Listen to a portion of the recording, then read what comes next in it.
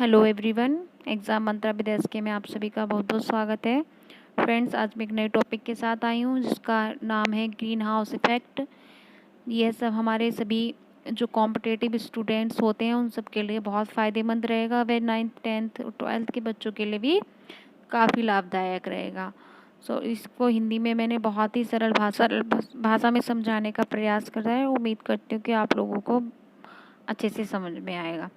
तो देखिए दोस्तों, ये ग्रीन हाउस इफ़ेक्ट आखिर होता क्या है।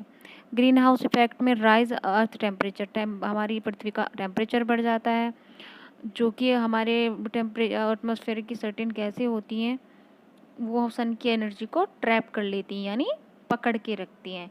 ये जो सामने दिख रही हैं ये सारी गैसें हमारे एटमॉस्फेयर में पाई जाती हैं। ये सब ग्रीन हाउस गैसें नेचुरली पाई जाती हैं। लेकिन ग्रीन हाउस इफ़ेक्ट बढ़ता कब है, जब हम लोग इसका मात्रा को बढ़ा देते हैं। यानी हमारी एटमॉस्फेयर में जब हमारे एटमॉस्फेयर में ग्रीन हाउस गैसों की मात्रा बढ़ जाती है तो वो ज़्यादा हीट का एब्जॉर्प्शन करती हैं। ज़्यादा हीट का एब्जॉर्प्शन करती हैं तो हमारी पृथ्वी पर ज़्यादा हीट होती है। इस चीज़ के समझने के लिए आप देखिए, एक डायग्राम दिख रहा है आपको। इस डायग्राम को ध्यान से देखिएगा। इसमें एक तरफ नेचुरल ग्रीन हाउस इफ़ेक्ट दिखाया गया है, एक तरफ human enhanced green house effect दिखाया गया है। एक तरफ तो ये ग्रीन हाउस इफ़ेक्ट जो होता है ऐसी कर रहा है कि हमारी पृथ्वी की सरफेस को गर्म रखती है। ग्रीन हाउस इफ़ेक्ट ज़रूरी है, अगर ये नहीं होता तो हमारा यहाँ पे टेम्परेचर जो होता -18 होता और जीवन यहाँ पे संभव नहीं होता।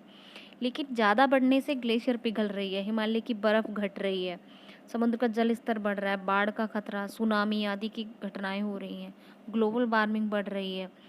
सो फ्रेंड्स, जो दूसरे पर्सन में दिखाया गया है, जो जो ग्रीन हाउस गैसेस की मात्रा को बढ़ा रहा है, वो जो सूर्य की हीट होती है उसको ज़्यादा एब्जॉर्ब करके वापस पृथ्वी पर भेजती है, जिससे कि हमारा टेम्परेचर बढ़ता ही जा रहा है। अब ये देखिए अगले चित्र में क्या दिखाया गया है। इसमें दिखाया गया है कि ग्रीन हाउस गैसों का कितना कितना परसेंटेज है।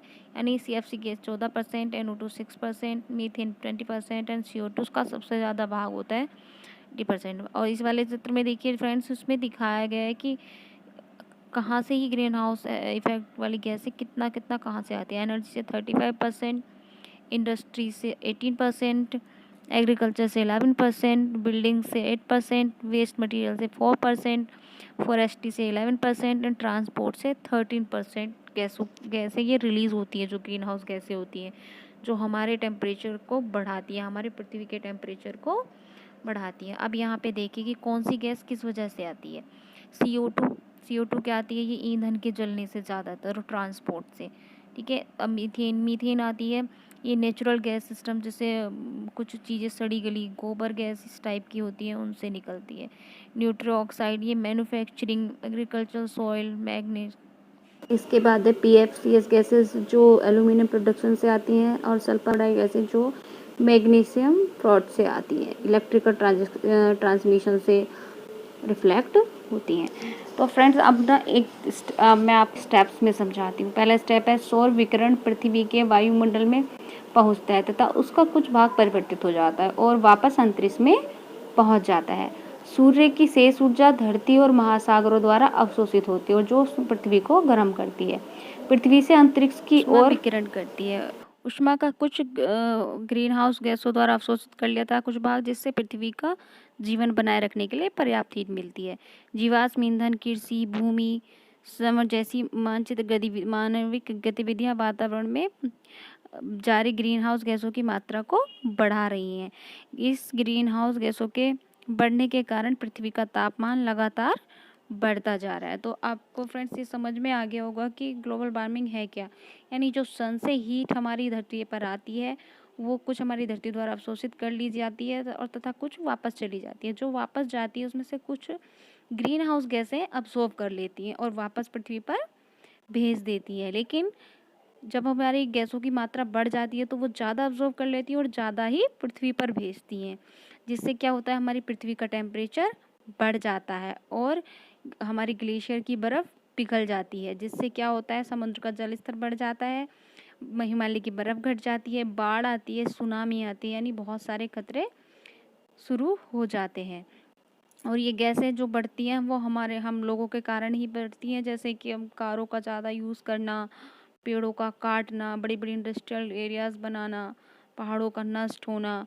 तो इस सबको रोकने के लिए हमें इन सब पे रोक लगानी होगी। गो ग्रीन का यूज़ हमें भी करना होगा। Reduce your carbon footprint, reduce your traffic congestion and save fuel for future uses.